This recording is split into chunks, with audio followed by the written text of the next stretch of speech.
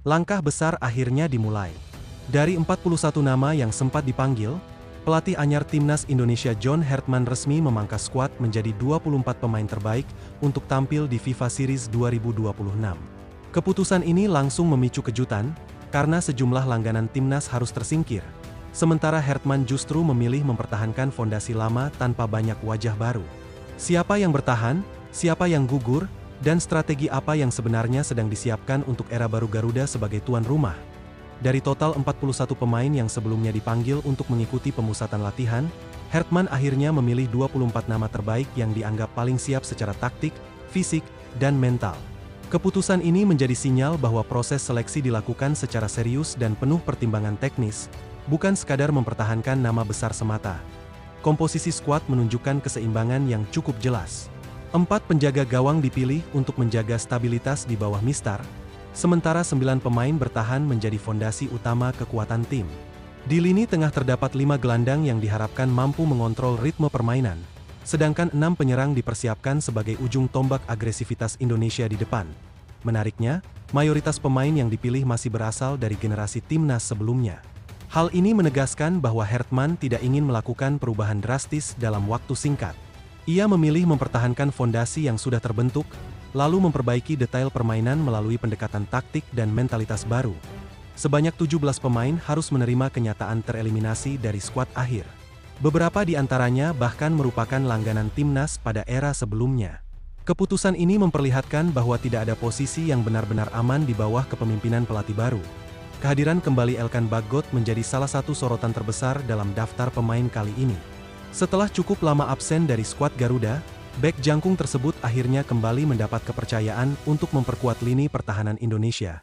Kembalinya Bagot memiliki makna simbolis tersendiri. Penampilan terakhirnya bersama Timnas terjadi pada babak 16 besar Piala Asia 2023 saat menghadapi Australia pada Januari 2024. Sejak saat itu, namanya sempat menghilang dari daftar pemanggilan hingga akhirnya kembali masuk dalam rencana besar Hartman. Keputusan memanggil kembali Bagot disebut murni berdasarkan kebutuhan teknis. Tim pelatih menilai kemampuan duel udara serta pengalaman bermain di kompetisi Eropa menjadi aset penting bagi Indonesia menghadapi lawan dengan karakter fisik kuat. Suasana di dalam tim disebut mengalami perubahan signifikan sejak Hartman mulai memimpin latihan. Para pemain merasakan pendekatan komunikasi yang lebih terbuka, di mana pelatih aktif berdiskusi secara personal untuk memahami karakter masing-masing pemain. Pendekatan ini menciptakan hubungan yang lebih kuat antara pelatih dan pemain. Hartman dikenal sebagai sosok yang menekankan kepercayaan diri serta tanggung jawab individu dalam sistem permainan kolektif. Sejumlah pengamat sepak bola nasional menilai perubahan terbesar terlihat pada aspek mentalitas. Para pemain tampak lebih disiplin dalam menjalankan instruksi serta menunjukkan fokus tinggi selama sesi latihan berlangsung. Selain organisasi permainan, Hartman juga menaruh perhatian besar pada detail kecil seperti transisi bertahan dan kecepatan pengambilan keputusan. Hal-hal inilah yang diyakini menjadi pembeda antara tim berkembang dan tim yang siap bersaing di level internasional. FIFA Series 2026 akan menjadi ujian pertama bagi racikan strategi tersebut. Indonesia sebagai tuan rumah memiliki keuntungan dukungan supporter, namun di sisi lain juga menghadapi ekspektasi besar dari publik sepak bola tanah air. Di tengah persiapan tim, muncul dinamika menarik dari luar lapangan yang ikut menyita perhatian. Aktivitas media sosial pemain diaspora kembali memunculkan spekulasi baru mengenai potensi tambahan kekuatan bagi skuad Garuda. Nama Pascal Struijk menjadi pusat perhatian setelah unggahan Instagram miliknya memperlihatkan simbol Garuda dalam salah satu foto yang dipublikasikan. Unggahan tersebut langsung memancing reaksi luas dari supporter Indonesia. Yang membuat situasi semakin menarik adalah fakta bahwa Kevin Dix dan Marcelino Ferdinand memberikan tanda suka pada unggahan tersebut, meskipun tidak memiliki hubungan saling mengikuti di media sosial. Interaksi kecil ini memicu berbagai spekulasi di kalangan penggemar. Momen tersebut terjadi tidak lama setelah asisten pelatih Simon Grayson melakukan kunjungan ke markas Leeds United. Kunjungan itu awalnya dianggap sebagai agenda biasa, namun kemudian dikaitkan dengan kemungkinan komunikasi terhadap pemain berdarah Indonesia. Simon Grayson sendiri memiliki sejarah panjang bersama Leeds United, sehingga kedatangannya membuka berbagai interpretasi publik mengenai kemungkinan pendekatan terhadap pemain diaspora baru. Pascal Struijk diketahui memiliki garis keturunan Indonesia, Belgia, dan Belanda. Jika proses naturalisasi benar-benar terjadi, ia diprediksi mampu menjadi tambahan kekuatan besar di lini pertahanan timnas. Dalam skema 4 back, Struijk berpotensi menjadi duet ideal bersama Jay Itzes di jantung pertahanan. Kombinasi keduanya diyakini dapat memberikan keseimbangan antara kekuatan fisik dan kemampuan membaca permainan. Sementara dalam pola 3 back, Struijk bisa ditempatkan sebagai back kiri dalam trio pertahanan, berdampingan dengan Kevin Dix dan Itzes. Fleksibilitas posisi ini menjadi nilai tambah yang sangat penting dalam sepak bola modern. Di sisi lain, FIFA juga mengumumkan peluncuran turnamen baru bertajuk FIFA ASEAN Cup 2026. Kompetisi ini dirancang sebagai ajang bergengsi kawasan Asia Tenggara dengan standar internasional yang lebih tinggi. Bagi Indonesia, kehadiran turnamen tersebut membuka peluang emas untuk menampilkan kekuatan terbaik, terutama dengan kehadiran pemain diaspora yang bermain di berbagai liga Eropa.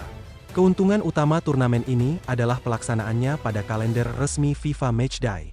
Artinya, klub-klub luar negeri wajib melepas pemain mereka untuk membela tim nasional masing-masing. Situasi ini memberikan kesempatan langka bagi Indonesia untuk menurunkan kombinasi ideal antara pemain lokal berpengalaman dan diaspora yang telah terbiasa menghadapi kompetisi level tinggi.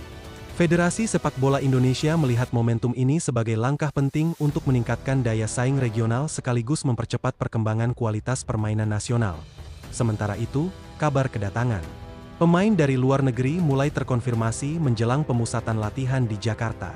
Para pemain dari kompetisi domestik lebih dulu berkumpul sebelum disusul pemain yang merumput di Eropa. Gelombang kedatangan pemain luar negeri dijadwalkan berlangsung secara bertahap pada tanggal 23 dan 24 Maret 2026. Kedatangan mereka menjadi tanda dimulainya fase persiapan intensif menuju pertandingan. Latihan perdana yang digelar di Jakarta menjadi momen penting bagi Hertman untuk mulai menyatukan visi permainan. Fokus utama berada pada penyamaan pemahaman taktik antar pemain yang berasal dari berbagai liga berbeda. Namun tidak semua pemain bisa bergabung. Penyerang Miliano Jonathans dipastikan absen akibat cedera ACL yang mengharuskannya menjalani pemulihan panjang. Kehilangan ini menjadi tantangan tersendiri bagi lini depan Indonesia. Di tengah persiapan tersebut, Ketua Umum PSSI Erick Thohir disebut memberi sinyal mengenai kemungkinan hadirnya 2 pemain keturunan baru dari Eropa yang sedang diproses naturalisasi. Spekulasi berkembang luas setelah pertemuan antara pejabat pemerintah dan Federasi Sepak Bola diunggah ke publik. Banyak penggemar menduga kedua pemain tersebut merupakan hasil pemantauan langsung tim pelatih. Jika rencana tersebut terrealisasi, maka kedalaman skuad Indonesia berpotensi meningkat secara signifikan. Program naturalisasi kini tidak lagi dipandang sebagai solusi jangka pendek, melainkan bagian dari strategi pembangunan tim nasional. Seluruh dinamika ini membuat FIFA Series 2026 terasa lebih dari sekadar turnamen persahabatan. Ajang ini menjadi titik awal pembuktian apakah transformasi yang dibawa John Hertman benar-benar mampu mengangkat level permainan Indonesia. Harapan publik ini tertuju pada bagaimana skuad Garuda menerjemahkan perubahan tersebut di atas lapangan. Dengan kombinasi pengalaman lama, energi baru, serta potensi tambahan pemain diaspora, Timnas Indonesia memasuki babak baru yang penuh ekspektasi dan optimisme.